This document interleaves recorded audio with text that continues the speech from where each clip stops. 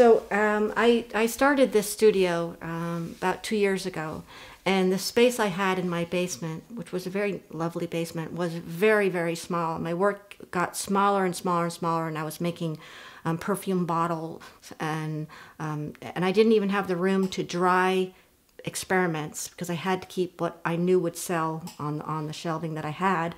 And this space has been incredible. I've been able to make these pod forms, which is very new for me, but I've also been able to work larger and take many more risks.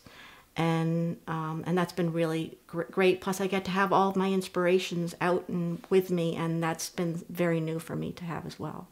I think that what I'm doing now is a culmination of years and years of loving all things in nature and having things that are repetitive in nature. And even when I was a little kid, I used to collect shells on the beach like everybody else, but I was only collecting the broken ones. I didn't understand that they weren't alive and that they weren't sad because they weren't being taken when the whole ones were being taken.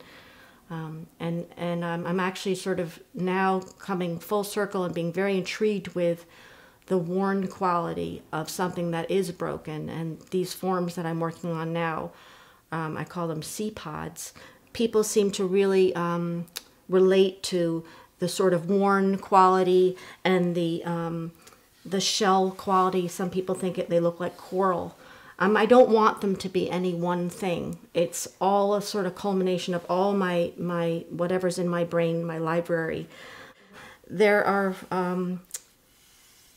flanges here with holes in them, and some of them are broken, and that comes back, I think, from when I was a little kid, the broken shells. But I actually like them when they're broken because they seem more real to me. And then I just soften them. At this stage, I can still use a wet sponge and soften the edges to make it look like the ocean did that. I really wanted to work with porcelain, and porcelain is, there's no grog, what's called grog in it, so it feels like you're working with cream cheese, so it just feels really sexy and fun, so it wasn't a very hard decision.